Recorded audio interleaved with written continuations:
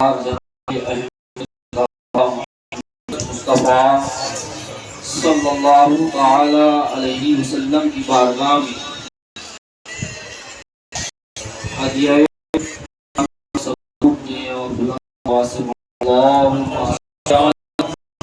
سیدنا و مولانا محمد وعلى سيدنا ومولانا محمد بعدد كل شيء ما نمل رب أرني بجمالك أغثني يا رسول الله صلى الله عليه وسلم. آج کی محفل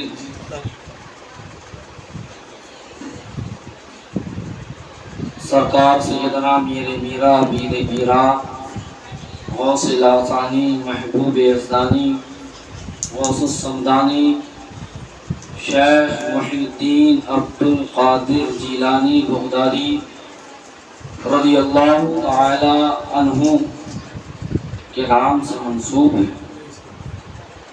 اور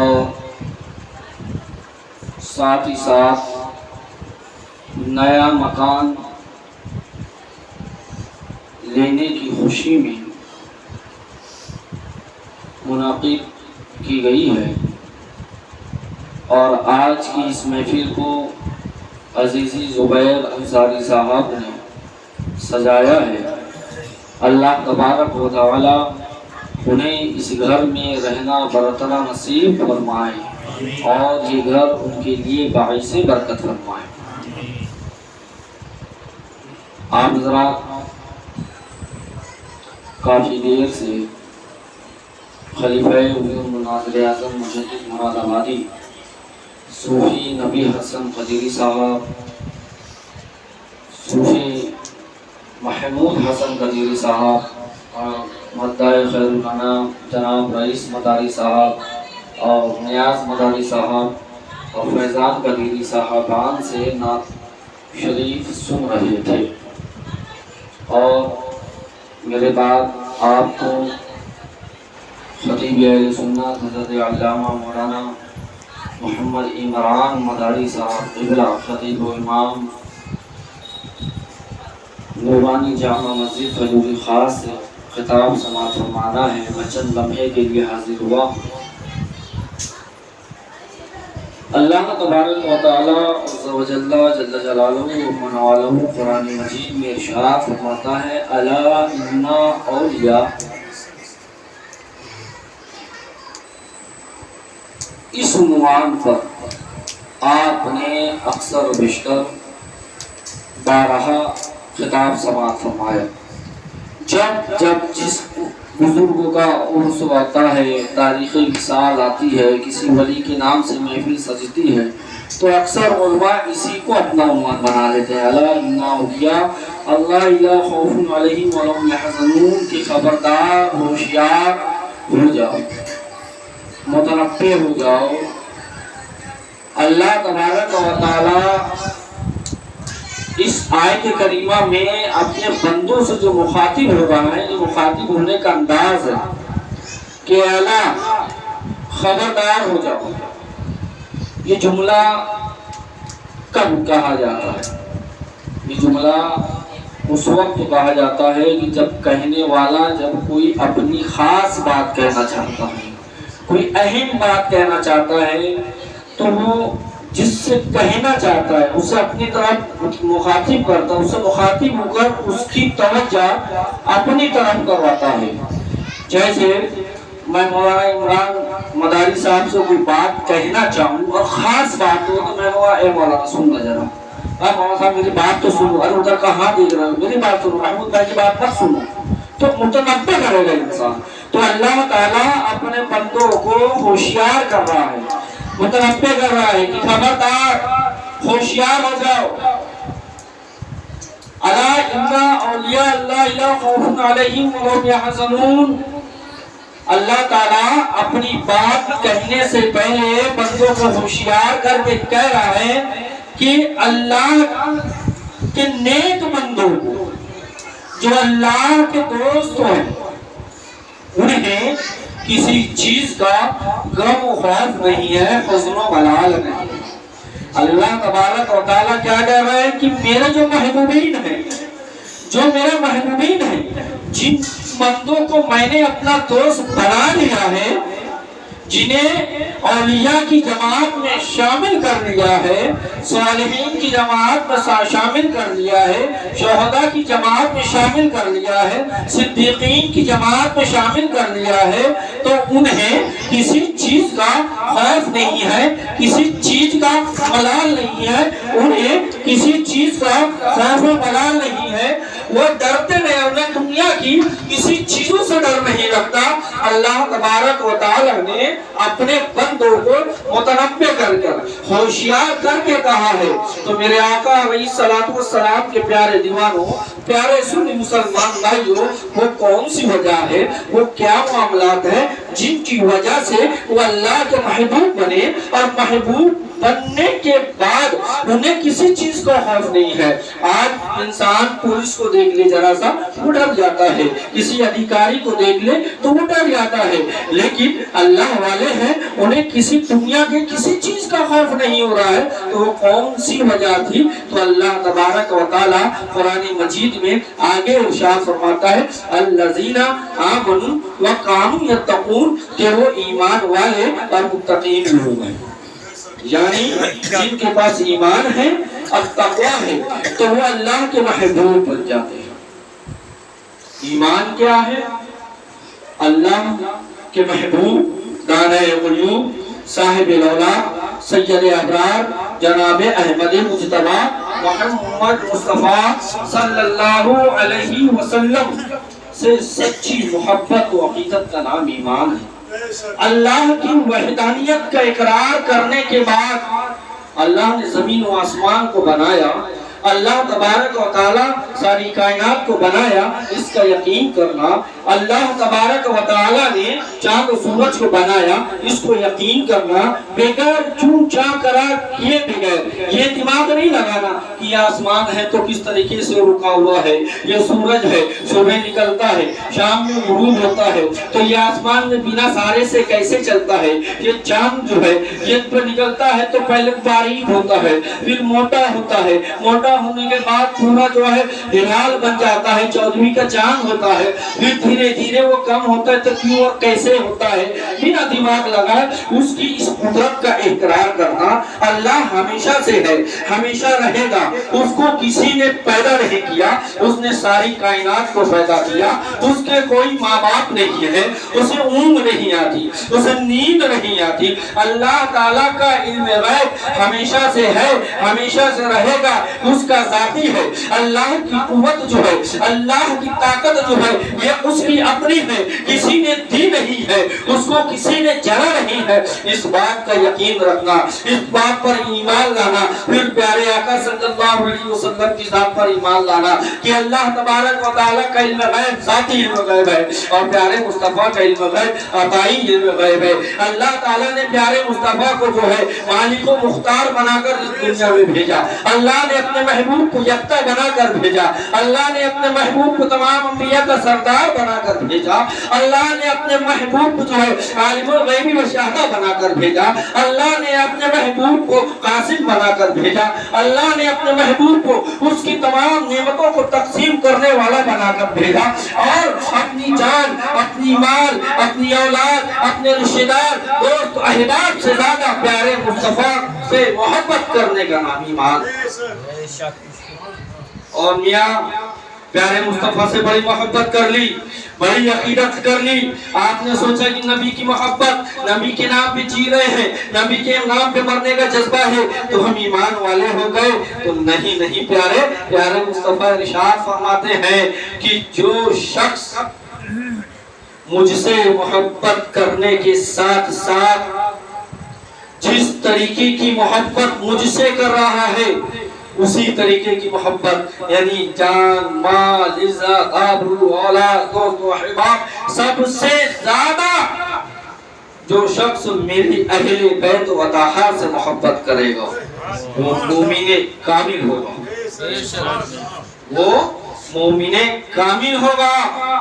اور جو شخص پیارے آقا صلی اللہ علیہ وسلم نے ارشاد فرمایا کہ میرے صحابہ ستاروں کے مانند ہے، جس کسی ایک کی پیروی کرو گے ہدایت پا جاؤ گے، ہدایت پا جاؤ گے۔ تو صحابہ سے عقیدت، محبت، ان کے نقوش قدم پر چلنے کا نام بھی ایمان ہے۔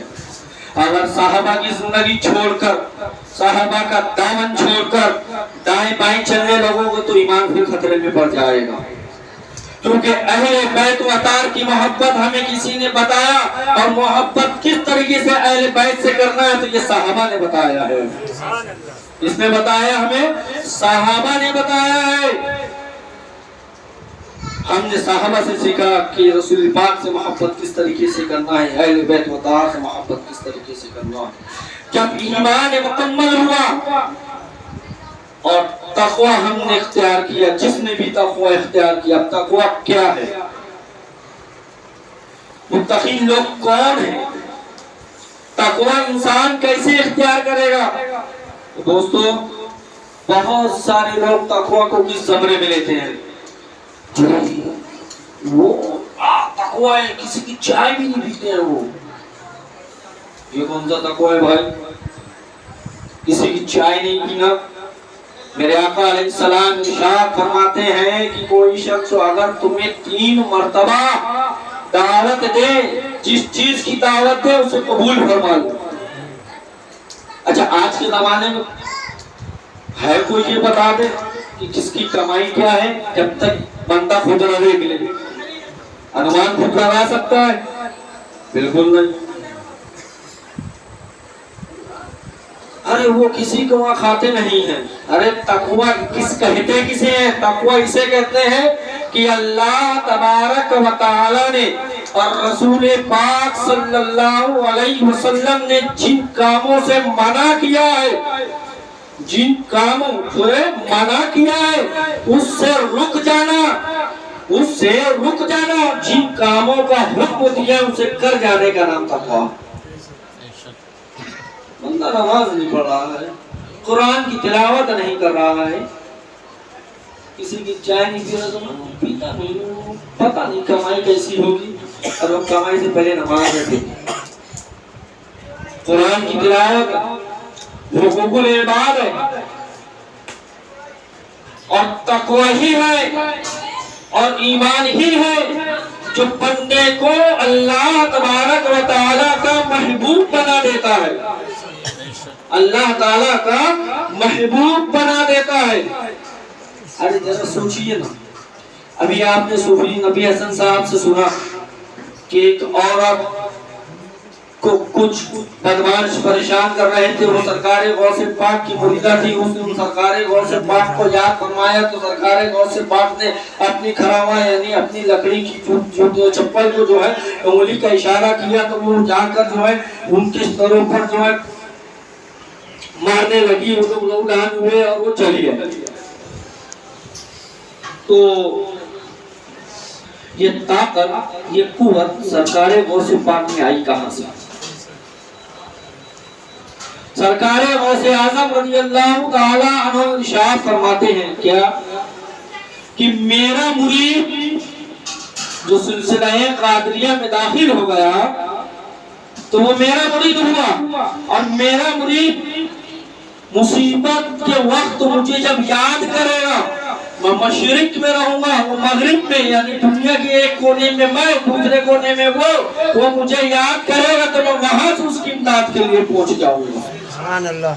یہ قوت، یہ طاقت سرکار غوث اعظم رضی اللہ تعالیٰ عنہ میں کہاں سے ہے؟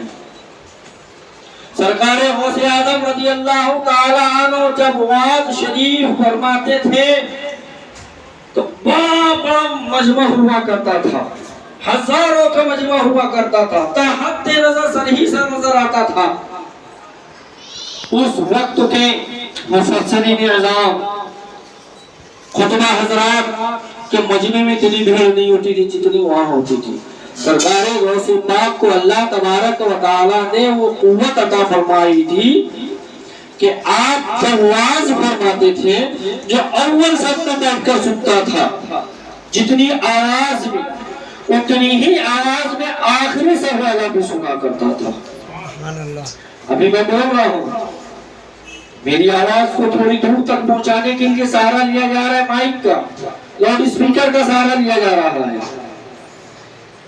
اور سرکار غوث پاک اس زمانے میں جب تو لاؤڈ اسپیکر کا وجود ہی نہیں تھا، لاؤڈ اسپیکر کا مائک کا تصور ہی نہیں تھا، پہلے نمبر پر جو سب سے آگے بیٹھا ہے، جتنی آواز میں جتنے ولیوم میں وہ سن رہا ہے، آخری والا بھی اتنا ہی سن رہا ہے۔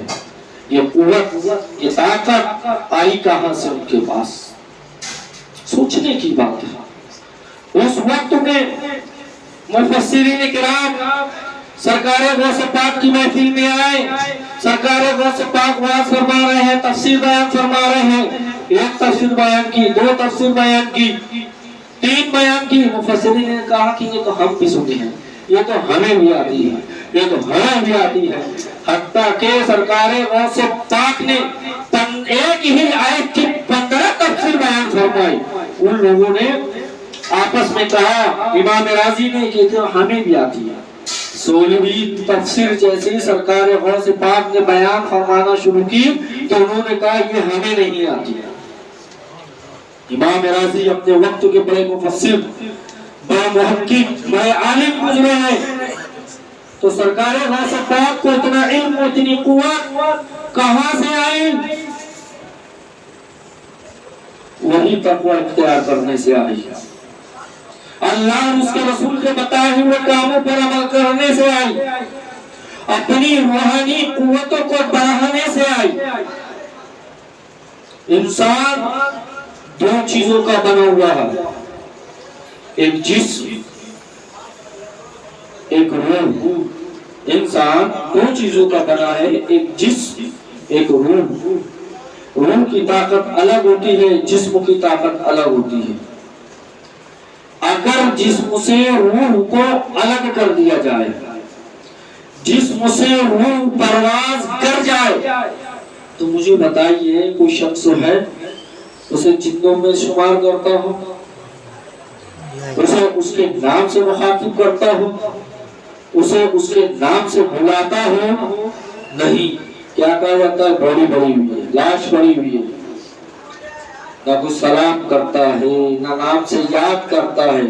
اور وہی روح بنا جسم کے نظر آ جائے تو آدمی کو بخار آ جائے، طبیعت خراب ہو جائے، اور کمزور دل کا ہو جائے تو مر جائے، بے ہوش ہو جائے۔ جسم اور روح، جسم ختم ہونے والی چیز ہے، روح ہمیشہ رہنے والی چیز ہے۔ جسم ختم ہو جائے گا، روح ہمیشہ رہے گا۔ اب جسم کی غذا ہم دودھ پی رہے ہیں، کیوں پی رہے ہیں؟ ہم ڈرائی فروٹ کا استعمال کر رہے ہیں، کیوں کر رہے ہیں؟ ہم فروٹ کا استعمال کرتے ہیں، کیوں کرتے ہیں؟ ہم صحت مند غذا کا استعمال کرتے ہیں، اناج کھاتے ہیں، ہم جو ہے ورزش کرتے ہیں، پانی پیتے ہیں، شربت پیتے ہیں، سورج کی کرنیں لیتے ہیں، آکسیجن لیتے ہیں، کیوں؟ جسم کو طاقت مل جائے۔ جسم طاقتور ہوا تو ہم بیماریوں سے محفوظ ہوں گے، بیماریوں سے بچیں گے ہم۔ اسی طریقے سے روح طاقتور ہوگی۔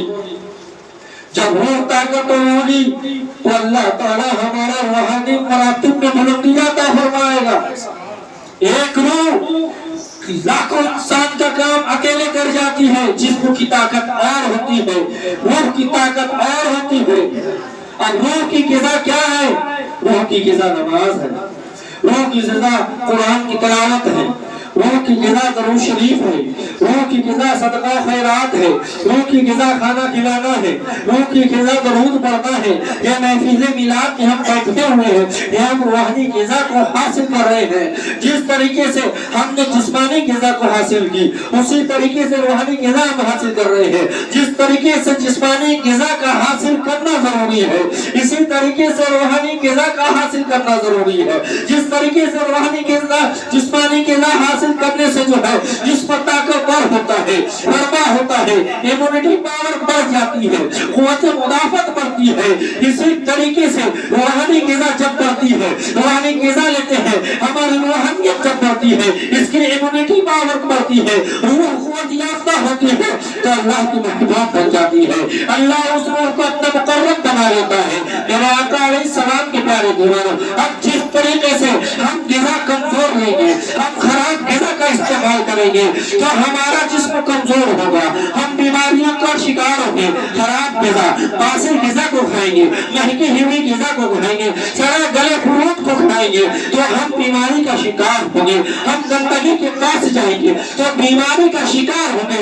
اسی طریقے سے حسد کا جب شکار ہوں گے تو ہماری روح کمزور ہوگی، جھوٹ بولیں گے تو ہماری روحانی طاقت کمزور ہوگی، گالی دیں گے تو ہماری روحانی طاقت کمزور ہوگی، نماز کو چھوڑیں گے تو ہماری روحانی طاقت کمزور ہوگی، ماں باپ کی توہین کریں گے تو ہماری روحانی طاقت کمزور ہوگی، ہم حرام کھائیں گے تو ہماری روحانی طاقت کمزور ہوگی، اور جب ہماری روحانی طاقت کمزور ہوگی تو ہم دنیا کے مسائل میں گھرتے ہوئے چلے جائیں گے، ہم عصبی امراض کے شکار ہو جائیں گے، ہم نظر بد کے شکار ہو جائیں گے، بد کی بد نظری کے شکار ہو گے، حاسدین کے حسد کے شکار ہو جائیں گے، اور روحانی بیماریوں کے شکار ہو جائیں گے۔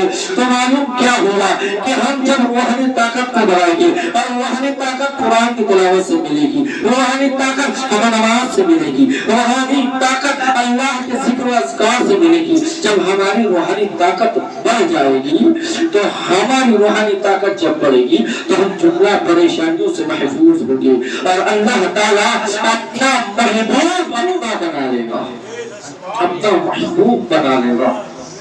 دوستو، جب جہاں جیسے موقع ملے، وقت ملے تو نماز کی کوشش کیا کیجیے، ظہر کا وقت ملے ظہر کی پڑھ لیں، عصر کا وقت ملے عصر کی پڑھ لیں۔ پیارے، جب آپ ظہر کی شروع کرو گے، عصر کی شروع کرو گے، مغرب کی شروع کرو گے، یہ بات دیگر خود بخود نماز کی عادت بنتی چلی جائے گی۔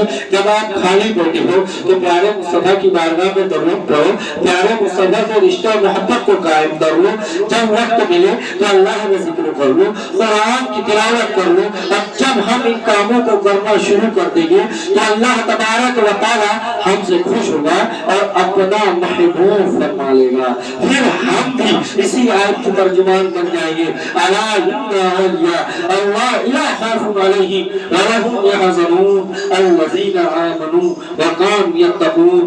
اللہ تعالی ہمیں کہنے سننے سے زیادہ عمل کی توفیق عطا فرمائے اور سنت نبوی پر عمل کی توفیق عطا فرمائے۔ وآخر دعوانا الحمدللہ رب العالمین۔